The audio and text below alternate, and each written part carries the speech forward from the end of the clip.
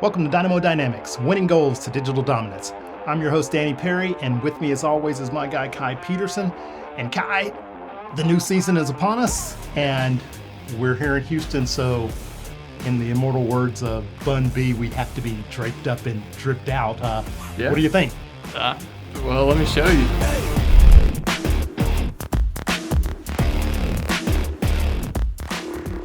Wow, look at that. A beautiful jersey. I just happen to have one myself. Yeah. The 20th anniversary, a little patch on the bottom is really nice as well. I think it's an awesome color. I really think these are fantastic jerseys for the 20th season of the Dynamo and the 2025 season. This is the new home gear, obviously. We are proudly wearing it, and we're going to wear it during the home opener this weekend at Shell Energy Stadium against FC Dallas, the rival. Yeah. The Derby. Oh, are you excited? Very excited. I'm so ready to get the season started. We've been anticipating it all the past, 3 or 4 months now, and it's finally here. Yeah, it feels like Christmas morning when you're a kid again.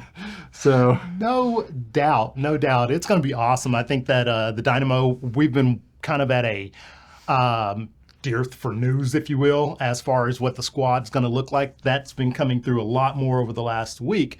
And so there's some new signings that we want to talk about. We signed a 35-year-old Brazilian from Charlotte FC, Junior Urso. It's a pretty solid player from what I've seen. I think he's a good veteran player.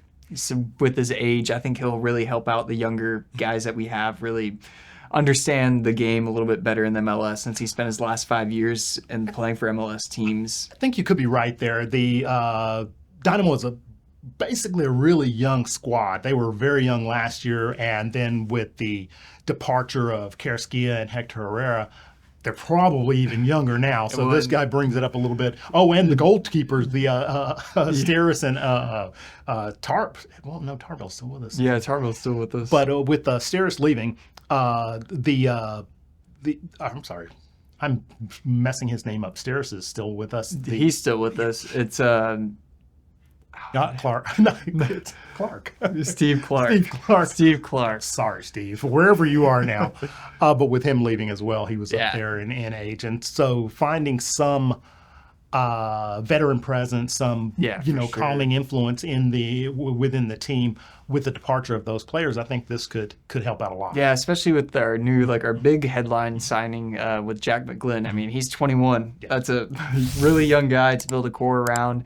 And you need someone older to really give you especially mentor. He's in the midfield as well, and the midfield was pretty much gutted with those two guys, Kerskia and Herrera, leaving. So those were some pretty big shoes to fill. And I know we talked about it a little bit in previous episodes, but man, he's got a lot on his basically a lot on his plate coming in at that age in this situation on a team that's kind of expected, not kind of, they are expected to compete. Yeah, we're expected to make the playoffs for sure, and I think make a better run than we did last year. As long as everyone stays healthy, I think we should be able to do it. So expectations are set pretty high, I think, for this year. I think we just really need to score a few more goals, and I think we'll be great. That would help out a lot. Yeah, I mean, scoring 2 if we could average 2 a game. I don't know what our expected goal is at the beginning of the season. We'll have a lot more stats as the week goes on, obviously, but if we could expect 2 goals a game, that would be awesome.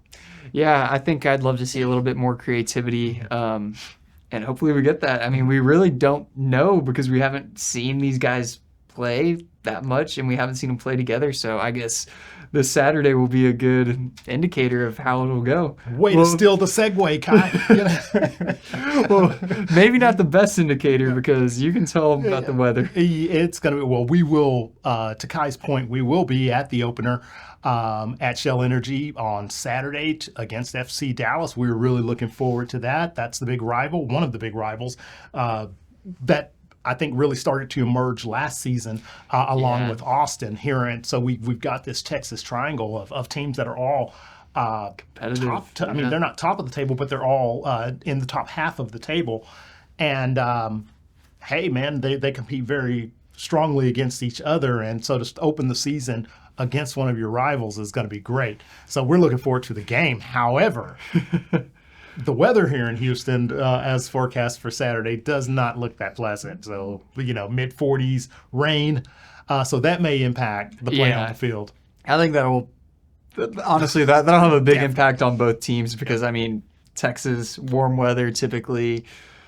If we get rain, it's warm rain. It's not cold rain. So where's our weather? Who has our weather? But are you?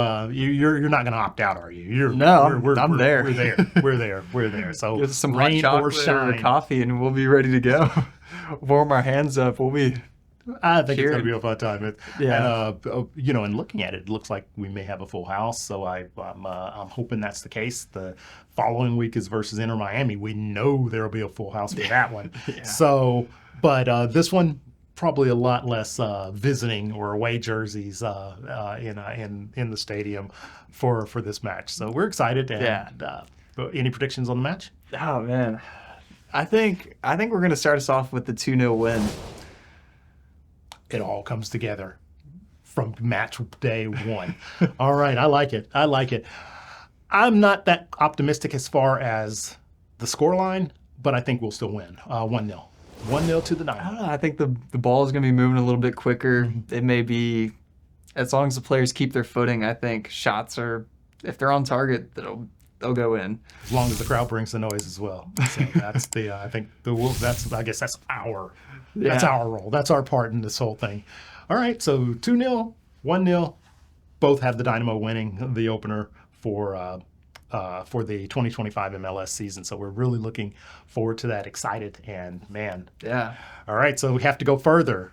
Yeah. What's your prediction for the season? A way too early prediction since we haven't seen our players play yet, really. I think we'll finish top 4. Optimistically, I'm thinking we finish 3rd, and I think I'm going to go 3rd. 3rd or 4th are good spots for us to be in. Again, he's the Thunder Stealer today. My prediction, based on our finish last season, I feel that we should be pushing on. And 3rd, definitely top 4. I think 3rd is right about where we should land. If we land in 4th, then you can't really argue with that. No. But if we're outside of the top 4, I think it'll be a disappointment. I think we as fans will probably be a little bit disappointed by that. Yeah, depending on how competitive it is at the end of the season. I know last year it was one win could jump you up 6 spots. So all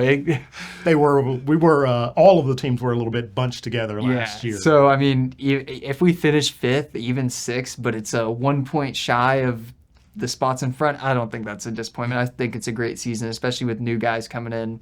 So, we'll see. I'm really optimistic, though, for this season. I think the young core will bring a lot of energy. So, all right. We're both predicting 3rd. It's locked in. Yeah. It's no going back. Now there's no going back. All right. Well, good deal. That's the Dynamo. That's MLS kicking off, and we're just thrilled for it to be happening. A lot else going on in the sports world, though, I guess, as well. Champions League is back this week. We had the first leg of the round of 16 last week. We got the second leg of round of 32. Round of 32. Second leg is going on right now as we speak. Few upsets already. AC Milan, they're out of there. Yeah. We got Club Bruges beating Atalanta, I think aggregate 5-1. Crazy. Who would have predicted that? Yeah, and then tomorrow we got City and Real Madrid, and that was a very exciting game. So definitely tune in to that if you can. How's Bayern doing? We're up 2-1 from what I know of with the games on the TV. It's on now. He's like, can we move this along, please? But I'm feeling optimistic. I'm hoping to get out of here and look at the TV and see a 2-goal lead by Bayern. So, all right, we're all wishing that for Kai. We definitely want to see Bayern move into the round of 16. So, Arsenal will be playing again in the next round, so we're looking forward to that. Hopefully we find more of our attack in the interim with the plethora of injuries that have kind of decimated our squad, but looking forward to it. And you were saying earlier today that the Champions League, you find it the most competitive competition basically in global sport. I think so. I think it's hard to beat. Like I was telling you earlier, like World Cup and the Euros, they're harder to win because they happen less frequently. But players that are a one club player, they stick with that club for 10 years or so, and every day they're with the same players. When they go back for international duty, it's only 2 to 3 weeks at a time, and then the World Cup's only a couple months. It's less of a. It's still very competitive, but Champions League, it's bringing all the best clubs in the world, and that's where you get to really highlight some of the best players from the smaller clubs as well. Like I know the Feyenoord striker. I don't really keep up with the Dutch league, but he was playing very well, and AC Milan signed him, and then he got knocked out by his old club. But it's still, you really get to showcase a lot of the great players, and it's very tactically. It's a very tactical game because those smaller clubs can beat the bigger clubs at any given day. So it's just so much into it. It's so complex.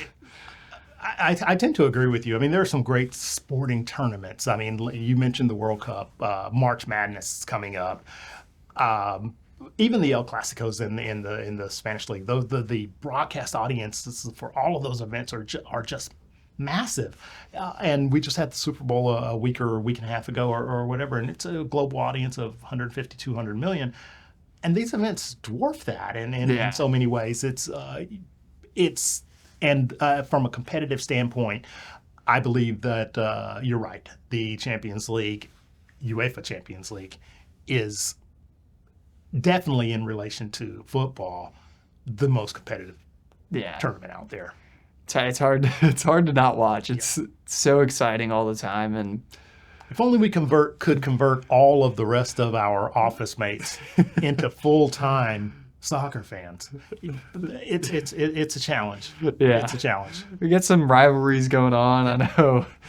That'd be exciting. You know what we should do? We should just assign everyone a squad and just start sending them the team newsletters and the website and assign them up for the socials and just make them.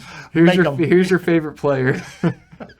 Here's your favorite team. Here's your favorite player, and here's who they're playing this week. We'll see. You think it'll work? I think it could work. There you go. New plan. Forced conversion. All right. Anything else you got on your mind? No, I think we should lay off all the other sports right now. I think it should just be focused on Dynamo for the weekend and now for the upcoming weeks of our show, so we can really just bring the people what they want. Words of wisdom, Kai. Words of wisdom. And so that's where we're going to leave it at. Folks, how are y'all feeling about the season? Yeah, let us know. Let us know your MLS teams.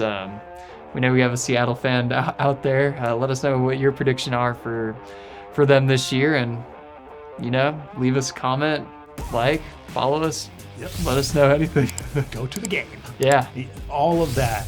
Good deal. So we'll be back on Monday, and we will definitely update Dynamo versus FC Dallas. We'll update you on the victory. Yeah. Oh, how's that for optimism? We'll update you on the victory, and we'll preview Inter Miami, and we'll take it all from there. So folks, interact with us on our socials, and we will definitely see you next week on Dynamo Dynamics. Thanks for joining.